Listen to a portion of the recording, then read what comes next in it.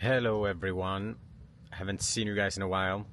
Today I will explain bipolarity from a quite spiritual perspective. So if you know somebody or if you are bipolar, this might be a very interesting video. It will go beyond just kind of how the scientific community views bipolarity, so you will get a clear perspective on it. And even if you are not bipolar and you don't know anyone who is afflicted with this type of symptom, then you can still benefit a lot from watching this video. So, for the longest time I used to study spiral dynamics. It's a model that tracks how consciousness evolves over time in people, how our values change. And I was obsessed with this model, and I tried to figure out how can I use this model to help distinguish what bipolarity is. I tried until unsuccessfully, until I fell into this trap myself. So this is not an intellectual perspective on it. It is actually a lived through perspective on what bipolarity is. So what is it? I have some notes here on my computer, so hopefully you will understand that. So we can begin talking a little bit about the symptoms of bipolarity. It is simply when our energy levels are sometimes really high, sometimes really low, and this creates a lot of dysfunctionality in our lives. I want to also mention that bipolarity is quite a dangerous case. If you are bipolar or you have signs of bipolarity, you should take this seriously, because you can actually die from this. Not that bipolarity itself will kill you, just the symptoms of not having control is the dangerous part. So it is what we do, not what the diagnosis says or anything. Unlike, for example, dying from a heart attack, you die from the cause, but here you are actually dying from how you react to the cause or the case. So we are bipolar, let's say. What is it? We have to go away from just looking at the symptoms. We have to look at the root cause. What is bipolarity? We can begin to understand bipolar disorder as energy blockages. So, what do I mean with that? Well, think of your body or energy body like a set of pipes. When we have clogged pipes, sometimes there's not going to be any water, and sometimes there's going to be too much water. Sometimes there's going to, a pipe will burst and things will shoot out, and sometimes there's not going to be any water. This is because our energy system is clogged. We have taken on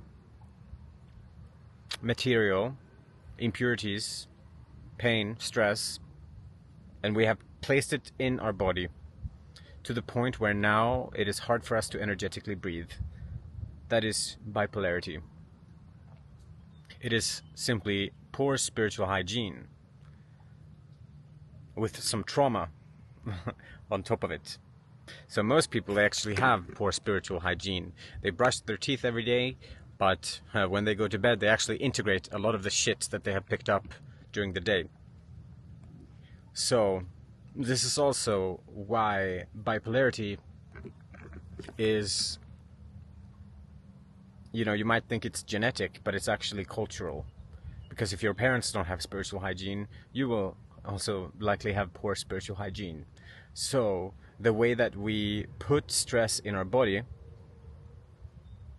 and it accumulates to the point where our pipes get clogged, our energy levels go up and down, this is a result of poor spiritual hygiene. But yes, most people do have poor spiritual hygiene, so it's not actually about that. It's that which leads to a lot of baggage being placed into the body, not removed, and then the symptoms that we begin to experience are bipolar experiences.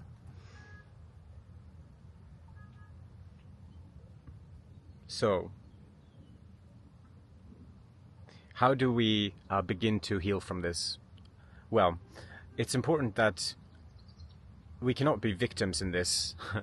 A symptom, right, might help us feel a bit better, right? That we are this way because of a genetic fault, or the system, or something else. But actually, this is just it is what we have created. We have created a state in our body that naturally creates bipolar tendencies.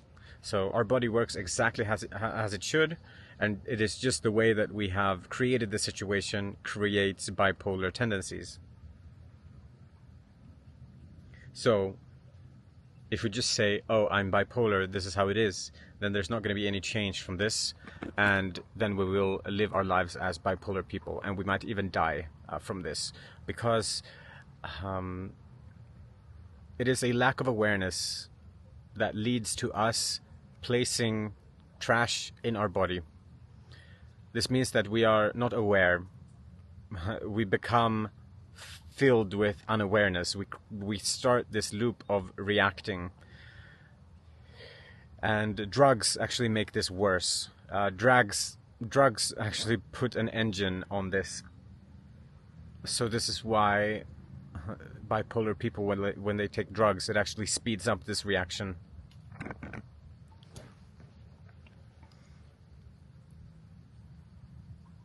Okay, so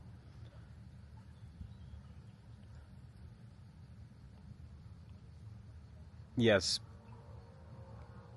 so bipolarity is not just the symptom, it is actually the cause, which is so what I'm trying to explain here is the same thing that Eckhart Tolle explains in his book called The Power of Now. Instead of calling it sankhara, like Buddhism calls it, he calls it pain body to make it more accessible in the Western world. But what is this really? I'm trying to communicate this now. It is simply that the stress, when we go through certain experiences, our body feels something.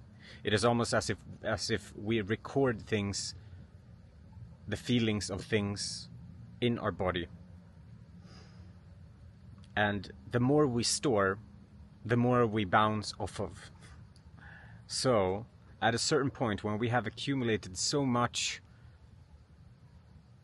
friction in our body, we become we just become the negative space in between this. We just bounce off of this like a pinball machine. And this is why we lose control. This is why we spiral up or spiral down and jump in between them. And this is actually because we are unaware of this. We are unaware that we put it in there, and we are unaware that we are reacting to it. This means that we have actually disconnected ourselves from the body, which is part of the mind. So we are stuck reacting and thinking in the mind. These patterns are throwing us into the future, anxiety, or the past, depression. We are rarely, at this point, experiencing the present moment because we have so much that is taking us away from the present moment. So we just continuously get into this position where we just stack, and it becomes harder to energetically breathe. So if we go deeper into this, bipolarity is actually just being disconnected from one's body. And the result of that over a period of time, if one is unfortunate enough to go through traumatic experiences, well, if we are not connected to our body, we will store these negative energies in our body, react to them, which will lead to an increasing amount of storage being put in the body, which creates this process that we call bipolarity. This is not good, guys. It could really lead to death. So, this is why I'm talking about this, because really, taking medication is fine. It can slow down this, but actually the we need to connect to our bodies. So how can we do this? Well, the best way to do this is actually to practice Vipassana meditation. You can turn this around completely by going to a 10-day Vipassana meditation retreat. They will teach you how to meditate, and you will actually be able to feel these blockages in your body and learn how to remove them just by understanding how the body and the mind are connected, and how your stress is not just created in the mind, but the mind is a part of this reactionary process, that we feel sensations in our body, what we have stored, we react to that, and then we are stuck in the mind. And if we don't know how this works, well, then we get stuck in this loop. So, the first thing, meditation. Second thing, any type of activity that lets us connect to the body.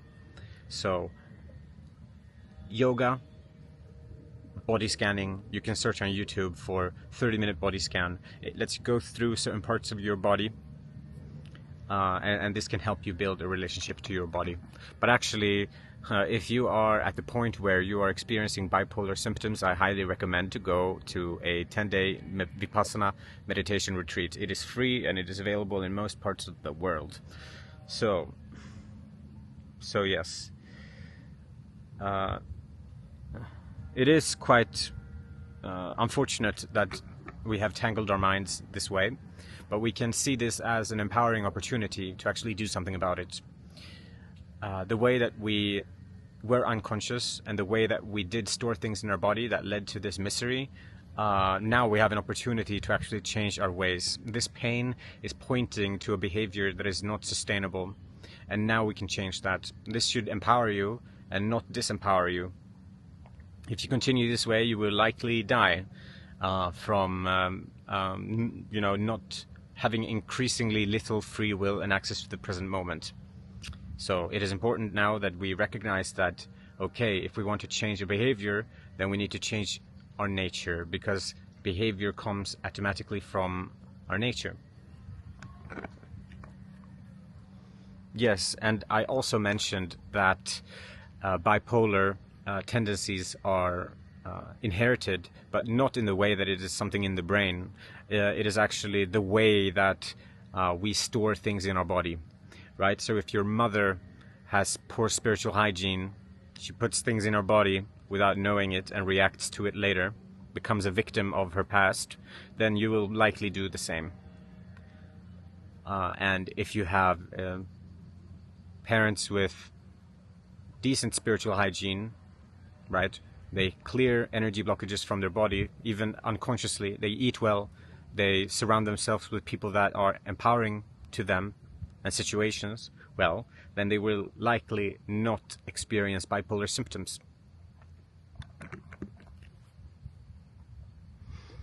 So, some people need a reason to change, and maybe this is a good enough reason to actually change.